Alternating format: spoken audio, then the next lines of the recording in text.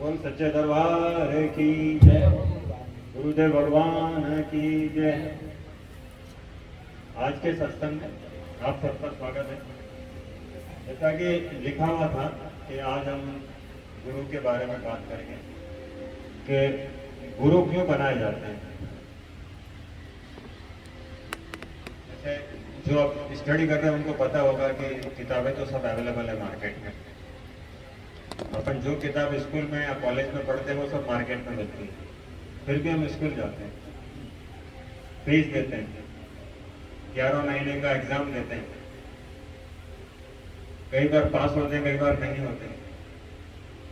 ये सब अपन परेशानियां मोल लेते हैं क्योंकि फिर क्यों नहीं हम किताब घर पे पढ़ लें, ऐसा होता है ना। तो ऐसे ही ज्ञान तो सब अवेलेबल है किताबों के रूप में, लेकिन उन्हें करना कैसे है ये हमें गुरु बताते हैं। आजकल तो एक नया गुरु भी आया है, गूगल बाबा। तो कुछ भी पूछना हो तो उनसे पूछ सकते हैं। अभी रावण के परदादा का क्या नाम था बहुतों को पता नहीं होगा, लेकिन गूगल में सर्च करेंगे 1 मिनट में मालूम पड़ जाएगा। लेकिन ये जो चीज होती है ना, जैसे अभी आप मंत्र तो आपको गूगल पे मिल जाएंगे, लेकिन उसको करना कैसे है। जैसे आप लोगों ने नवरात्रि में किया, तो जो हमने मंत्र करवाए वो आपको गूगल पे मिल सकते थे, लेकिन आपको 2 चीज नहीं आती, उसका उच्चारण और उसका करने का विधान। ये गूगल या कोई भी नहीं बता पाता है, उसके लिए गुरु की आवश्यकता पड़ती है। यानी ज्ञान आपको कहीं से भी मिल जाए, लेकिन उसे करना कैसे है विधान से, वो आपको एक गुरु ही बता सकता है। इसीलिए गुरु की आवश्यकता पड़ती है कि ज्ञान को मतलब किसी मंत्र को, किसी पूजा को करना कैसे, उसका उच्चारण कैसे करना है। एक तो ये चीज है जिसके लिए हमें गुरु की आवश्यकता पड़ती है। जैसे किताबें हैं सब, लेकिन किताबों को जो स्कूल में या कॉलेज में टीचर होते हैं वो पढ़ के बताते हैं, हम खाली उसको पढ़ सकते हैं, लेकिन उसका वास्तविक ज्ञान जो है वो आपको गुरु बताता है। चाहे वो आध्यात्मिक गुरु हो या आपके पढ़ाई से संबंधित गुरु हो। तो इसलिए हमें गुरु की आवश्यकता पड़ती है, और ये गुरु छोटे या बड़े रूप में हर जगह पड़ते हैं। जैसे किसी को ड्राइवर बनना है गाड़ी में, तो पहले खलासी बनना पड़ता है। कई बार देखो, वो पहले खलासी बनता है, उसके बाद ही वो ड्राइवर बनता है। कोई भी इंसान डायरेक्ट ड्राइवर नहीं बनता है, नहीं तो कई बार एक्सीडेंट कर बैठता है। ठीक है, ऐसे ही जैसे किसी को कराटे सीखने हैं, तो फिर कराटे के गुरु के पास जाना पड़ता है, क्योंकि गलत तरीके से किए गए कराटे से भी हाथ पांव को नुकसान हो सकता है। ऐसे अगर आपको योग सीखना है तो योग गुरु के पास जाना पड़ता है, क्योंकि अगर आपने गलत तरीके से योग किया तो आपको फायदे की जगह नुकसान हो सकता है। ऐसे गुरु मतलब किसी भी चीज को सीखने के लिए हमको एक गुरु के माध्यम की जरूरत पड़ती है। तो ये तो बहुत बड़े आध्यात्मिक गुरु है जिनको हम बनाते हैं अध्यात्म के लिए, ये तो बहुत बड़ी बात है। तो इसलिए हमें उस ज्ञान को वास्तविक रूप से जानने और करने के लिए एक गुरु का माध्यम बहुत जरूरी है। नहीं तो वो एक अनऑथराइज्ड यानी बिगर सार के ज्ञान रह जाता है। गुरु के बारे में तो आध्यात्मिक गुरु जो है उनके बारे में तो इतना बताया गया है कि जैसे माता पिता हमको जन्म देते हैं, तो हमारा जन्म हुआ तो माता पिता हमको जन्म देते हैं, लेकिन आपको पता नहीं है जब किसी का आध्यात्मिक दीक्षा होता है तो उसको दूसरा जन्म माना जाता है, चाहे वो गृहस्थ का हो या सन्यास का हो। सन्यासियों में तो बकायदा पिंडदान भी कर दिया जाता है, यानी एक जन्म को समाप्त कर दिया जाता है। तो आध्यात्मिक जीवन का इतना ज्यादा महत्व है कि कोई अगर आध्यात्मिक गुरु बनाता है तो एक दूसरे जन्म के अंदर प्रवेश कर जाता है, इतना ज्यादा महत्व है। इसलिए कि आप समझो कितना जरूरी है। और बड़े बड़े महापुरुषों में और बड़े ग्रंथों में गुरु का काफी बखान किया है। कुछ बातें मैंने निकाली हैं आपके लिए कि शास्त्रों में क्या वर्णन किया है, शास्त्र हमारे क्या कहते हैं गुरु के बारे में। जैसे श्रीमद् भगवद गीता के अध्याय 16 के श्लोक नंबर 23 और 24 में कहा गया है कि शास्त्र विधि त्याग कर जो साधक मन माना आचरण करता है, यानी अपनी मर्जी से किसी क्रिया या पूजा विधान को करता है, उसे कभी सुख शांति सिद्धि और मोक्ष प्राप्ति नहीं होती, उसका ज्ञान व्यर्थ है। ये भगवद गीता के अध्याय 16 के 23 और 24 श्लोक में बोला गया। क्योंकि हमको कुछ भी सीखना होता है तो हमको वेद और पुराण पे ही जाना पड़ता है, वहीं से हमारे को ज्ञान की प्राप्ति होती है। ऐसे ही गुरु है, माता पिता है जो हमें जीवन देते हैं, लेकिन गुरु हमें जीवन का सार देता है। एक जन्म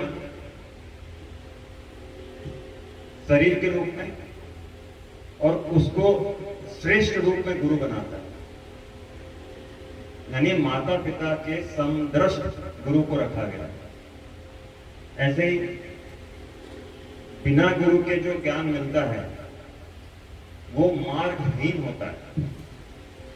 जैसे कि हमने कार खरीद ली, हमको जाना भी है, किसी की मंजिल में जाना है, किसी जगह हमें जाना है, हमको पता रहता है, लेकिन हमें मार्ग पता नहीं, तो हम क्या करेंगे, घूमते रहेंगे। कार है, जाना है, लेकिन मार्ग पता नहीं, तो गुरु हमें वो मार्ग बताता है जिससे हम मंजिल को पहुंच सके। अब सोचो, मार्ग पता नहीं हो तो हमें कितने चक्कर काटने पड़ेंगे, हम घूमते रहेंगे, हो सकता है हमें मार्ग मिले ही ना, हो सकता है किसी हम गलत मार्ग पे चले जाएं, हो सकता है हमारा एक्सीडेंट हो जाए। तो गुरु उन सब तकलीफों से हमको बचाता है। गुरु का इतना बड़ा महत्व है।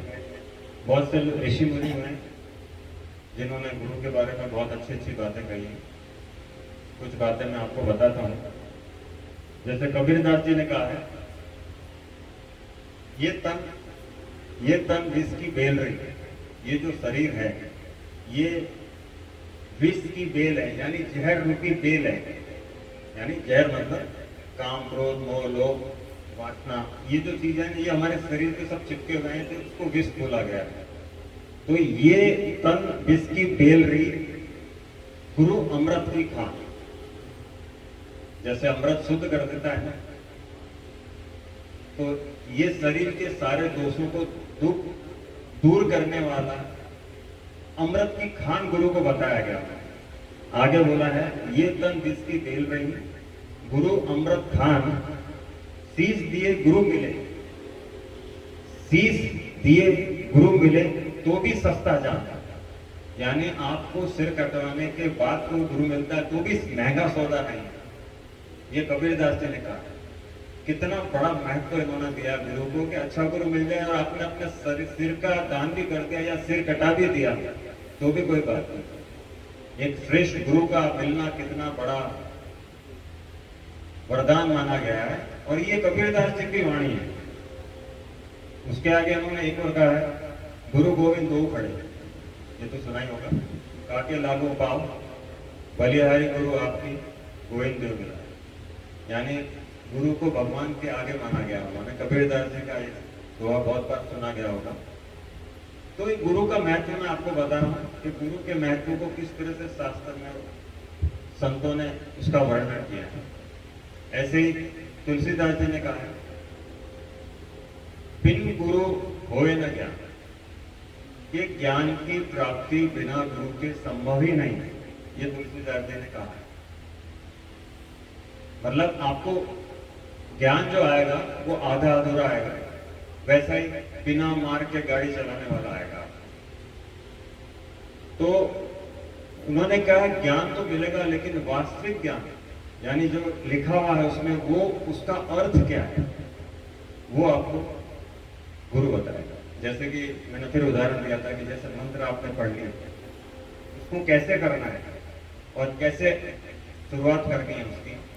आसन मंत्र, गुरु मंत्र, आसन मंत्र, फिर मंत्र और फिर समय आचना। ये तो गुरु ही बता सकता है और गुरु कोई भी हो सकता है। और देखिए पूजा में भी पहले गुरु मंत्र आता है, तो गुरु के मंत्र के बगैर पूजा ही स्टार्ट नहीं होती। तो जिन्हें गुरु बनाया ही नहीं तो मंत्र कहां से आएगा। यानी कोई भी श्रेष्ठ पूजा बिना गुरु के मंत्र के होती ही नहीं। अब आप सोच जाओ कि गुरु का कितना बड़ा महत्व है।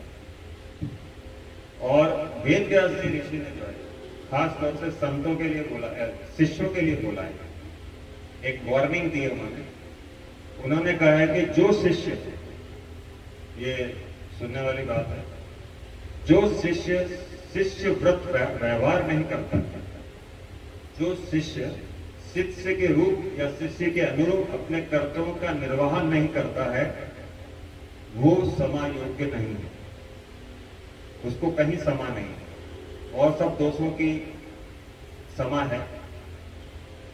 लेकिन गुरु बनाने के बाद वो अगर गुरु के प्रति शिष्य के कर्तव्य का निर्वाह नहीं करता है तो वो समा योग्य ही नहीं। वेद व्यास ऋषि ने कितना कहा है। स्कंद पुराण आप जानते हैं कि 4 वेद और 18 पुराण है। तो स्कंद पुराण में इसका वर्णन है गुरु के बारे में, बहुत सुंदर है कि ध्यान कारण गुरु मूर्ति, ध्यान का कारण है कोई तो गुरु की मूर्ति है। यानी ध्यान करना है तो गुरु की मूर्ति का करो। गुरु चरणम पूजा स्थान, पूजा का स्थान गुरु का चरण है। गुरु वाक्यम मंत्र मूलम, मंत्र का मूल ही गुरु वाक्य है, जो गुरु अपन को मंत्र देते हैं, और वही पूजा के पहले आता है। तो गुरु वाक्यम मंत्र मूलम, गुरु कृपा मोक्ष प्राप्ति। अगर गुरु कृपा हो जाए कल्याण हो जाए। इतना स्कंद पुराण में वर्णन आया इस बात का। अब आप देखिए, ये तो मैंने आपको वर्णन किया। कई बार ऐसा जो हमारे ज्ञानी लोग हैं, जो श्रेष्ठ किताबी ज्ञान प्राप्त कर लेते हैं, वो भी कहां जाके अटक जाते हैं, और कैसे गुरु छोटा सा सरल उपाय से कोई बड़ी मुश्किलें हल कर देता है। उसका एक बहुत अच्छा उदाहरण है, और ये उदाहरण बड़े बाबा जी ने दिया। ये उदाहरण गुरु जी ने दिया मुझे अभी कुछ 10-15 दिन पहले। तो मैंने आज के दिन आप लोगों के लिए रखा है कि बड़े लिखे लोग हैं, वो कैसे आगे एक छोटी सी समस्या पे अटक जाते हैं, और एक आध्यात्मिक गुरु चुटकियों में उसको सरलता के साथ सॉल्व कर देता है।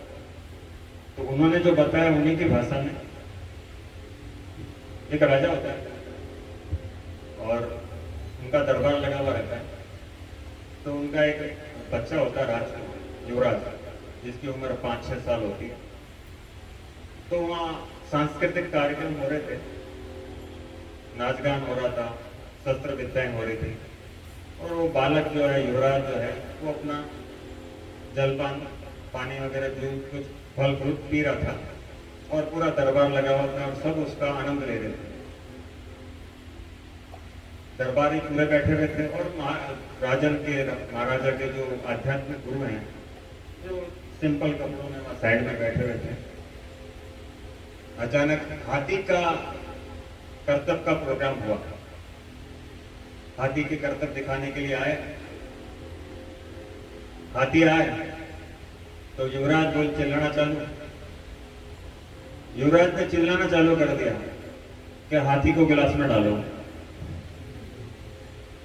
और वो राजा ने उसको समझाया, अरे बेटे हाथी को गिलास में नहीं, हाथी को गिलास में डालो, और जोर जोर से चिल्लाना चालू किया।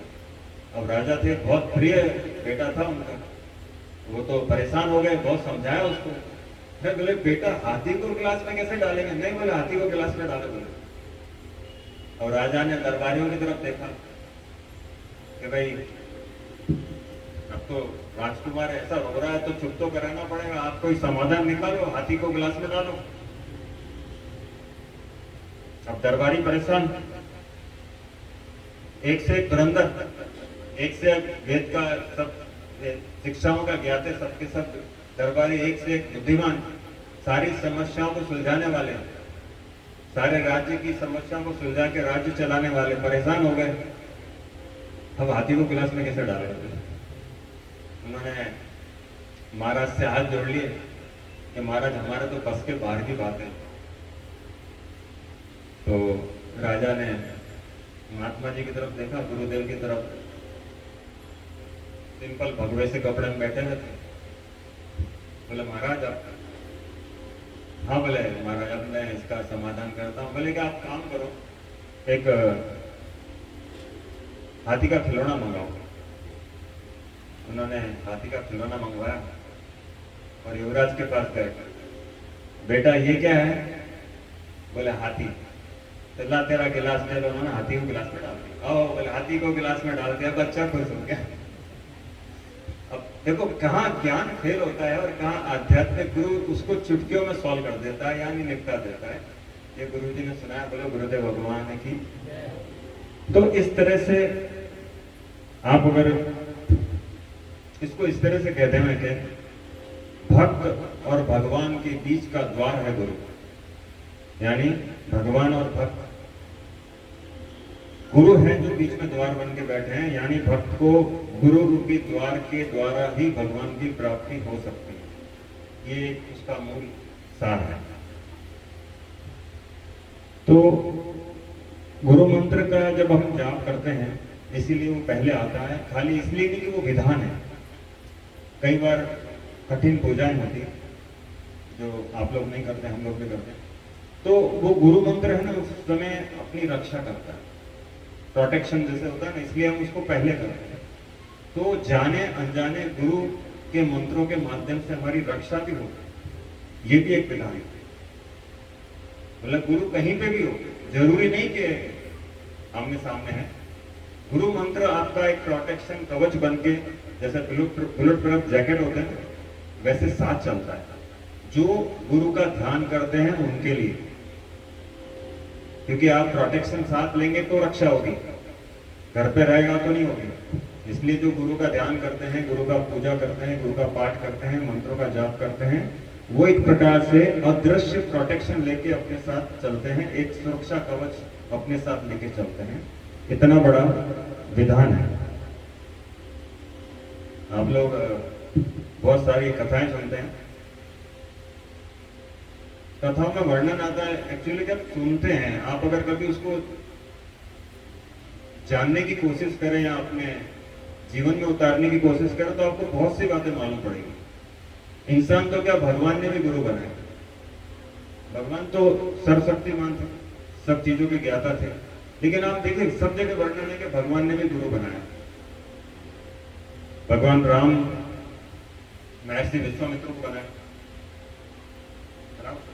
भगवान कृष्ण ने संदीपनी आश्रम में जाके शिक्षा प्राप्त की, तो महर्षि संदीपनी थे जो उज्जैन में जिनका आश्रम था, तो उनको उनसे ज्ञान प्राप्त किया।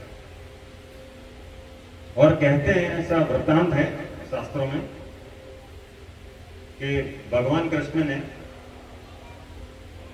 18 दिन में 18 पुराण, 4 दिन में 4 वेद और 6 दिन में 6 शास्त्र, 16 दिन में 16 कलाएं और 20 दिन में गीता का ज्ञान हासिल कर लिया। ऐसा वृत्तांत आता है, लेकिन वो भी गुरु के माध्यम से। तो ये सुनने के लिए नहीं है, 4-4 घंटे लगे पड़े उनसे जीवन में उतारने के लिए। सुनने से कुछ नहीं होगा। कि आप, ये बात जरूर है कि पुराण जो चलता है या जो वेद हैं वो हमारे स्रोत हैं ज्ञान के, जीवन जीने के, उनसे अपन को मार्गदर्शन मिलता है। लेकिन जीवन में उतारने के बाद आपको शायद बुरा लगेगा, कथा सुनाना रोटी बनाना है और कथा सुनना रोटी सुनना है। जब तक उसको जीवन में नहीं उतारोगे तब तक पेट नहीं भरेगा। कथा सुनाने वाला रोटी बना रहा है और कथा सुनने वाला सूंघ रहा है। अब सोचो आप पेट क्या भरेगा। 4-4 घंटे रोटी बन रही है और 4-4 घंटे सूंघ रहे हैं। जीवन में तो उतार ही नहीं रहा कोई। एक उदाहरण दूंगा, जब हम अपने शास्त्र, अपने वेद पुराण जो गीता है उनका अनुसरण नहीं करते हैं और जब शॉर्टकट करते हैं यानी लालच करते हैं कि बिना मेहनत के कुछ मिल जाए, तब कचौड़ी पकौड़ी खिलाने वाले पैदा होते हैं। कचौड़ी खा लो तो ये हो जाएगा, पर्स बदल लो तो कृपा आ जाएगी। आजकल खूब चल रहा है, पढ़ाई मत करो, बेलपत्र लगा लो तो पास हो जाओगे। कल की न्यूज देख लो, उनका बच्चा 8वीं में फेल हो गया। इट्स नो जोक, ये रियल है, मैसेज आ गया है। पब्लिक को बता रहे हैं खुद के बच्चे फेल हो रहे हैं, क्योंकि शास्त्रोक्त नहीं है, शास्त्रानुसार नहीं है, कहीं नहीं लिखा 11 महीने नहीं पढ़े और बेलपत्र लगा दो। तो आप लोगों को जब कोई गलत बताएगा तो उसका परिणाम गलत ही होगा ना। आप बहुत से लोग शॉर्टकट ढूंढ रहे हैं, शॉर्टकट कहाँ है? क्योंकि हम अपने वेद और पुराण और गीता का अनुसरण नहीं कर रहे हैं। हमको भी चाहिए बिना मेहनत के मिल जाए कोई, वो तो अपना बिजनेस कर रहे हैं।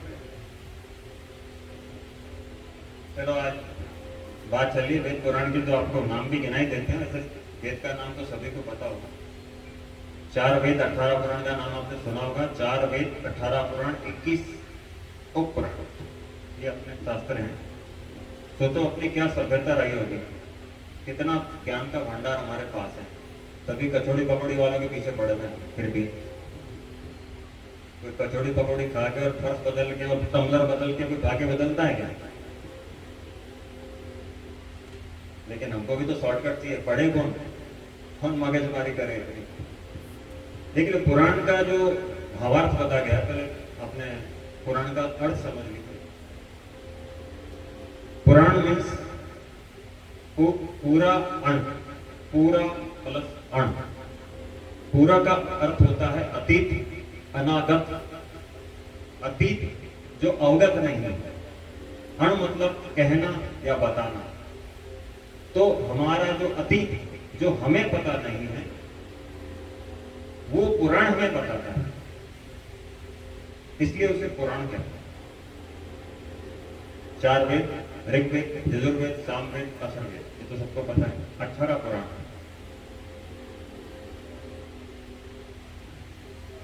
पहला है ब्रह्म पुराण, नाम बता देते हैं, बात चली होती। दूसरा है पद्म पुराण, तीसरा है विष्णु पुराण, चौथा वायु पुराण जिसको शिव पुराण भी कहते हैं। कहीं कहीं नामों में कोई फर्क आया हो वो आप उसको मत लीजिए, लेकिन है 18 पुराणी। 5वां है भागवत जिसको देवी भागवत पुराण भी कहते हैं।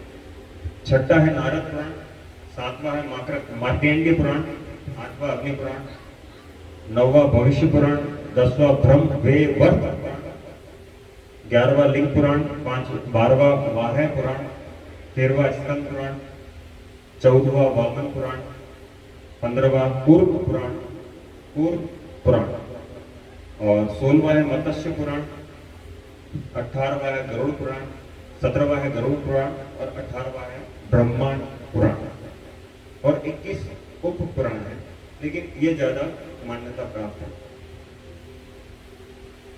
अब मेरी व्यक्तिगत राय मैं आपको बताता हूँ, क्योंकि ये शास्त्र बहुत ही शास्त्रोक्त हैं, यानी बहुत कठिन है इनके मार्ग पर चलना। मेरी व्यक्तिगत राय है, जैसे सबका अपना अनुभव होता है। आज के इस कलयुग में गीता और महाभारत से बढ़ के अपन को ज्ञान देने वाला कोई नहीं है। यानी हम अगर इस आधुनिक समय के अंदर गीता और महाभारत के उदाहरणों को लेकर जीवन जिए ना, तो हमें काफी सफलता मिलती है। पुराणों के माध्यम से हमें बहुत अपने शास्त्र का पता चलता है। तो एक बार जरूर मालूम सुनना चाहिए, 2 बार मालूम करना चाहिए कि हमारा सनातन धर्म कितना विशाल और कितना गौरवशाली है। ये जरूर मालूम पड़ता है इससे। लेकिन मैंने जो महसूस किया कि गीता और महाभारत जो है वो हमारे इस कलयुग में बहुत कारगर है जीवन को जीने के लिए। ये मेरा व्यक्तिगत अनुभव है। तो आप भागवत पुराण या कुछ भी पुराण सुनते हैं तो सुनिए जरूर, लेकिन सुनते ही रहिए, ये नहीं चलना चाहिए। फिर रोटी सूंघने जैसा हो जाएगा, कितनी भी बार सूंघो पेट तो नहीं भरेगा, ये तो पक्का है। अब है गुरु की पूजा या गुरु की कृपा कैसे हासिल की जाती है, ये भी कंफ्यूजन है। जय हो गुरुदेव के 10 बार नारे लगाने हैं क्या, उससे गुरु जी प्रश्न हो जाएंगे? 5 बार आरती उतारेंगे दिन में तो गुरु जी प्रश्न हो जाएंगे? बड़ी बड़ी फोटोएं लगाएंगे, घर में पूजा करेंगे तो गुरु जी प्रश्न हो जाएंगे? तो फिर गुरु की पूजा और प्रसन्नता कैसे प्राप्त करें?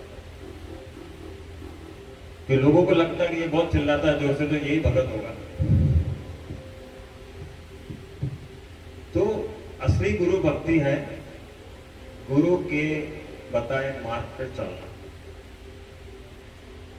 उनके नाम को ऊंचा करना, अपने जीवन को उनके मार्गानुसार सुधारना, उनके स्थान की सेवा करना, चाहे गुरु सामने हो या ना हो, चाहे हम उनके पास हो या ना हो, तो भी वो हमारे पास हमेशा रहेंगे।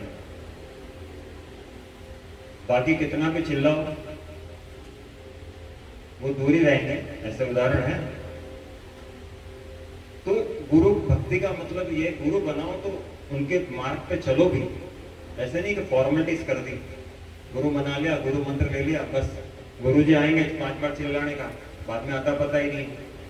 ये न तो गुरु पूजा है न गुरु भक्ति है, ये अपने आप को धोखा देना, साथ में गुरु को भी। तो मार्ग अगर गुरु बनाना है तो गुरु उनके मार्गदर्शन पे चलो, उनके मान सम्मान की, स्थान की रक्षा करो, तो गुरु की कृपा आपको हजारों मील दूर से भी मिल जाएगी। कई बार ऐसा होता है गुरु परीक्षा लेते हैं, सभी में होती है, ये जो बच्चे पढ़ाई करते हैं इनकी होती तो फिर हमारी क्यों नहीं होगी? जहां शिक्षा है वहां परीक्षा है। कई बार गुरु जी ना बहुत अच्छा चाहते हैं ना तो लात मारते हैं, हम समझते हैं लात मार रहे हैं, लेकिन वो हमारा कुछ अच्छा चाहते हैं। इसलिए ये बात का भी हमको ध्यान रखना चाहिए कि हमारे कई बार कभी अच्छा मिल रहा है वो हम खा रहे हैं, एक बार बुरा बोल दिया, क्या पता कौन से वजह से बोला, क्या पता कौन से कष्ट दूर करने के लिए बोला। उसका एक बहुत अच्छा उदाहरण है, ये उदाहरण मुझे भी बहुत पसंद है। एक जंगल था, जंगल में एक बहुत बड़े ऋषि थे। वो अपने जो राजा महाराजाओं के या जो जमींदारों के बच्चों को ही शिष्य बनाते थे। एक लकड़हारा रहता था बाजू में, तो लकड़ियां काटता और वो आश्रम के बाहर खड़ा हो जाता था और उनको देखता रहता था, क्या देवी मूर्ति है, ये मेरा गुरु बन जाए तो मेरा कल्याण हो जाए। और वो सुनता रहता था उनको, बहुत भाव विभोर होता रहता था। अब आश्रम में जाने की हिम्मत नहीं, वहां तो राजाओं महाराजाओं के सब बच्चे। मतलब ये उदाहरण इसलिए है कि देखिए गुरु के प्रति भाव क्या कर सकता है, ये इसका उदाहरण है। तो एक दिन उसको मौका मिला, आश्रम में लकड़ी पहुंचाने का काम मिला। लकड़ी पहुंचाते पहुंचाते वो गुरु जी आए, पाँव पकड़ लिए, बोले महाराज शिष्य बनाओ मेरे को। गुरु जी ने धक्का दिया, बोले मैं शिष्य नहीं बनाता, मैं तो राजा महाराजाओं के और जो जमींदारों के बच्चे हैं वही मेरे शिष्य बनते हैं, तेरे को नहीं बनाओ। और भेज दिया उसको वापस। फिर उसका वो भाव था वो गया ही नहीं। 5 दिन बाद फिर मौका मिला, फिर पाँव पकड़ लिए, अरे गुरु जी बोले शिष्य बनाओ मेरे को। तो मैं तो बोले आपको ही गुरु बनाऊंगा, मेरे को दूसरा जस्ता ही नहीं कोई। उन्होंने कहा नहीं बनाऊं, मैं बना सकता, मेरा ये सब इनके लिए है, तेरे लिए नहीं है, तू तेरी अपना काम कर। फिर उसको भगा दिया। तीसरी बार वो तो एकदम भाव विभोर हो गया, बनाना तो बोले इनको ही बनाना है। जैसे होता है ना, अपना किसी के मन आ जाता है कि नहीं, किसी ने कुछ बोला तो उसको लगता है इन्हीं को गुरु बनाना, और एक्चुअली में वही भाव है गुरु बनाने का। तीसरी बार फिर पकड़ लिया पाँव गुरु जी का। अब गुरु जी परेशान हो गए, उन्होंने उसको थोड़ा सा ऐसे हल्का सा झटका दिया और बोला पर्याप्त। बहुत से लोग सबका अर्थ जानते होंगे, परे हट मतलब भाग जा, ये होता है ना। अब वो बेचारा अनपढ़, वो बोला आज तो गुरु जी प्रश्न हो गए, बोले मंत्र दे दिया परे हट। खुशी खुशी गया घर पे, चालू हो गया परे हट परे हट परे हट परे हट, मंत्र जाप चालू हो गया उसका। उसको क्या पता बेचारा क्या बोला, उसने कहा मंत्र दे दिया, वो तो प्रश्न हो गया। अब सोए तो परे हट, लकड़ी तोड़े तो परे हट, खाना बनाए तो परे हट, उठते बैठते परे हट परे हट परे हट, बस चालू हो गया उसका कार्यक्रम। ऐसे महीनों गुजरे और साल भर हो गया। इतना विभोर हो गया तो कई बार तो खाना ही नहीं खाता था, बना हुआ पड़ा रहता था, वो परे हट ही करता रहता था। इतना भाव विभोर हो गया क्योंकि उसका गुरु के प्रति भाव था। वो भाव ने उसको इतना आत्मगौर कर दिया कि गुरु के वाक्य को ही सब कुछ मान लिया उसने। 11-12 महीने बाद रात का टाइम था, परे हट कर रहा था, साक्षात भगवान आ गए, दर्शन दे दिया। वो तो अचंभे में पड़ गया, बोले प्रभु ये क्या? तो बोले याद कर रहा था। बोले भगवान धन्य हो गया मैं तो, बोले मेरे तो भाग्य खुल गए। तो बोले मांग क्या मांगना? नहीं बोले बस बहुत हो गया, आपके दर्शन हो गए, बात खत्म हो गई महाराज, मेरे को कुछ नहीं चाहिए। भगवान ने कहा ऐसा नहीं होता, वर तो मांगना पड़ता है। तो वर तो तेरे को मांगना पड़ेगा। तो बोले महाराज देना ही है तो, हाथ जोड़ के बोला देना ही है तो प्रभु इतना बता दो कि गुरु जी के मंत्र का अर्थ क्या है, बाकी कुछ नहीं चाहिए मुझे। तो बोले ठीक है। तो बोले गुरु जी ने क्या बोला? तो गुरु जी ने बोला परे हट। तो उसने बोला बेटा उनका अर्थ था काम क्रोध लोभ मोह अहंकार से परे हट और मुझ में मिल जा। अरे बोले वाह वाह वाह वाह, क्या मंत्र दिया है, वाह वाह वाह, बोले मजा आ गया। बोले नमस्कार किया, बोले वाह क्या मंत्र दिया। बोले ऐसे करके खुश हुआ। अब उसको तो रात भर नींद नहीं आई कि जिस गुरु जी की वजह से भगवान के दर्शन हो गए, उनको तो बताना चाहिए ना। गया सुबह, पकड़े गुरु जी के पांव, बोले कृपा कर दी आपने, तो भगवान के दर्शन हो गए। गुरु जी चौंक गए, अंतर्यामी था, उन्होंने ध्यान लगा, सच में वो दर्शन हो गए उसको।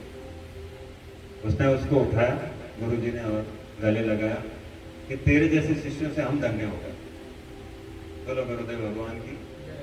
अब गले लगाया, बहुत खुश हुए, आंख विभोर भाव विभोर हो गए, वो भी रोने लगा। बोले मैं तेरे पे बहुत खुश हूँ, तू मांग। और गुरु जी क्या? बोले भगवान के दर्शन हो गए, अब तो क्या मांग? नहीं बोले मांग, मैं तेरे से बहुत खुश हूँ। अब देखो खास बात अब आ रही है। अब बोले इसने डरते डरते कहा कि गुरु जी आप मुझे माफ करो तो एक बात पूछता हूँ। तो बोला पूछ, मैं बोल रहा हूँ मैं मांग। नहीं बोले मैं पूछता हूँ, आपने मेरे को दूर क्यों किया? जैसे मेरा मन था कि कैसे आपकी सब शिष्य लोग सेवा करते हैं, मैं भी करना चाहता था। मैं तो आपके चरणों में पड़ा रहता, लेकिन आपने मुझे सेवा का मौका क्यों नहीं दिया? तो गुरुजी ने बोला मैं जानता था तू मेरी सेवा करेगा। हाँ बोले मैं तो आपके चरणों में रात दिन पड़ा रहता। बोले वही तो नहीं चाहता था। बोले मतलब? बोले मैं तेरे को सेवा का मौका देता तो रात दिन तू मेरे चरणों में पड़ा रहता। तेरे जैसा शिष्य कहाँ मिलता, वो बात सही है, लेकिन तू मेरे भगवान को कैसे प्राप्त करता? तो मैं मेरा सुख देखूं या तेरी मुक्ति देखूं? इसलिए कभी परे बोल दे तो उसके पीछे का अर्थ समझना। क्या पता कौन से मूड में लात मारी है, अपना सुख छोड़ के उसको भगवान के दर्शन करवा दी। ये है गुरु। बोलो गुरुदेव भगवान की। इसलिए गुरु की महिमा बहुत विचित्र है। गुरु जी का चल रहा है। आपको एक बता दें, मैंने पहले भी कहा था कि 12 साल से हम मिले नहीं गुरु जी से, लेकिन लगता ही नहीं कि गुरु से मिले ही नहीं। 12 साल हो गए गुरु जी से मिले, लेकिन नहीं लगता है। तो पर्यटक बोला हुआ है। अब ऐसा गुरु जी का वृत्तांत है तो 4 लाइनें लिखी हैं जो गुरु जी को समर्पित करते हैं, क्योंकि उनको हम तो क्या समर्पित करेंगे, खाली एक अज्ञानी की तरह लिखी है। तो मैं सुनाता हूं आपको भी कि हे गुरुदेव, मेरे हृदय में सदा आपका वास रहे। हे गुरुदेव, मेरे हृदय में आपका सदा वास रहे, मेरे सिर पर हमेशा आपका आशीर्वाद रहे। मेरे हृदय में सदा आपका वास रहे, मेरे सिर पर सदा आपका आशीर्वाद रहे। रास्ते हो चाहे कितने भी कठिन, रास्ते हो चाहे कितने भी कठिन, बस हर पल आपका और हमारा साथ। बोलो गुरुदेव भगवान की जय। जितने भी बैठे हैं सबके गुरुदेव गुरुदेव भगवान की